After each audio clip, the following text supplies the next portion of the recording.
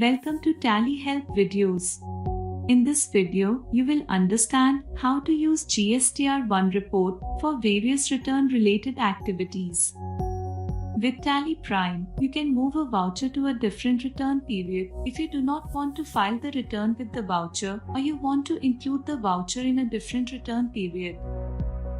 There may be scenarios in which you may need to modify or delete vouchers after exporting those to file returns. In TallyPrime Release 3.0, you can easily identify vouchers of a specific return period that are modified or deleted after exporting. If you have already uploaded the vouchers on the GST portal, then such a facility helps you to identify the vouchers that need to be re-uploaded on the portal with revised values. You will also get to understand how to sign returns in TallyPrime so that the values get freezed for the period. You may also have to amend vouchers from a signed return to a different return period. TallyPrime facilitates simple amendment of vouchers so that you can include the vouchers in a subsequent return period as needed. First, let's see how to move a voucher to a different return period. Open GSTR1. Press Alt+G. Type or select GSTR1 and press Enter.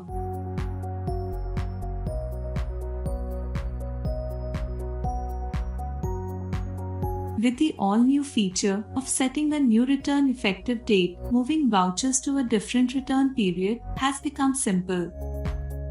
As you record a voucher, it starts appearing in the specific period of GSTR1 as per the effective date. Consider that you do not want to include the voucher in the return as you want to include it in a subsequent period. Just drill down to the section, press spacebar to select the voucher and press Alt+L or click Set Effective Date.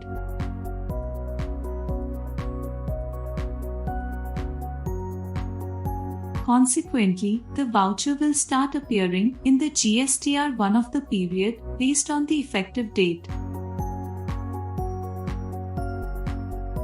As you can see, this voucher has started appearing in the B2B section when you open GSTR1 for the period.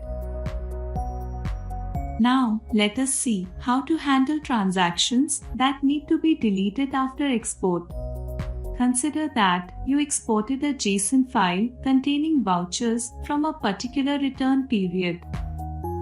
Now, you are deleting one of the vouchers.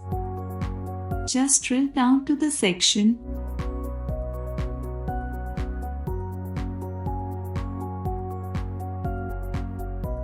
select the voucher and press Alt+T to delete it.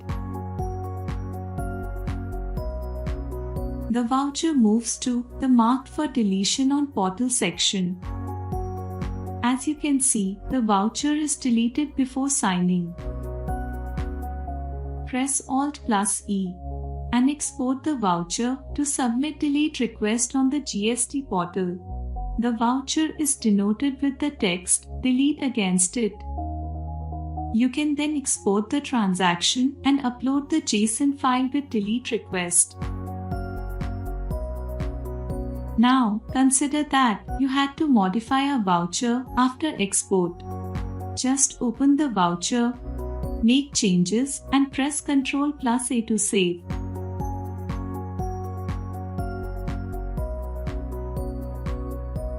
As a result, the voucher moves to the Modified in Books After Export section of GSTR1. Thereafter, press Alt+E and you can see that the voucher is highlighted with the GST status Modified in Books After Export. You can export the JSON file of the voucher. TallyPrime ensures that when you export the JSON file with modifications at the time of re-uploading, only the modified values get updated for the voucher on the portal. Now, let us see how to sign return using GSTR1 and undo signing whenever needed. As a supplier of goods or services, you must be filing returns on the GST portal for a specific period as followed in your business practices. Once you file returns on the GST portal, you can sign the return in TallyPrime.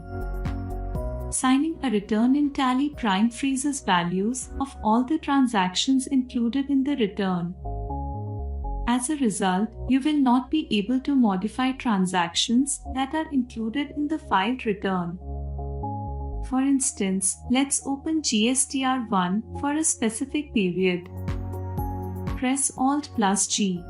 Type or select GSTR1 and press Enter. To change the period, press F2. Enter the from and to dates and press Enter. Now, say you have filed the return for this period.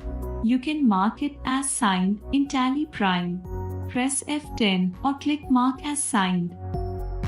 Now, if you want to mark the previous returns as signed along with this, then you can press C or click Mark current and previous returns as signed. This option helps when you might have forgotten to mark previous returns as signed. Now, press S or click Mark current return as signed.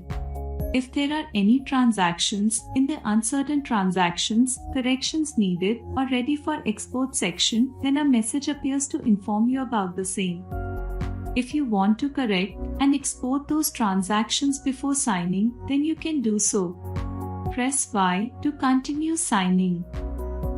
The return is marked as signed and the values such as amount and tax amount get freezed for the return period. You can see the status as signed. Now, consider that you had signed this return accidentally.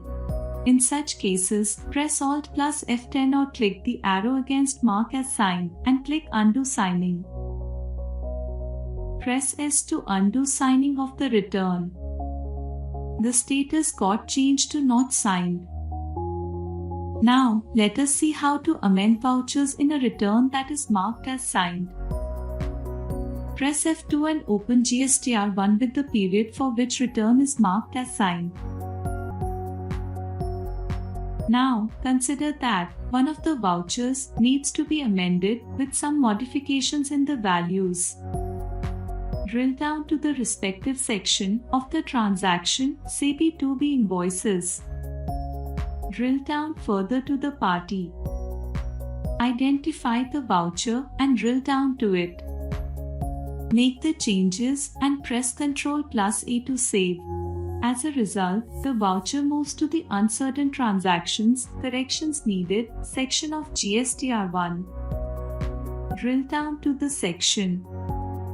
Press spacebar to select the voucher and press Alt+L or click Set Effective Date. Enter the new return effective date as per the period to which you want to amend the voucher. You can select multiple vouchers if needed. Press Escape. And you will observe that a section named Amendments Marked for Future Returns has got created. Drill down and you can see the transactions. And when you open GSTR1 for the period to which you have amended the voucher, you will find the voucher in the Amended B2B Invoices 9A section. Now, consider that you want to delete a voucher included in a signed return as the business deal is cancelled by the counterparty or other such reasons.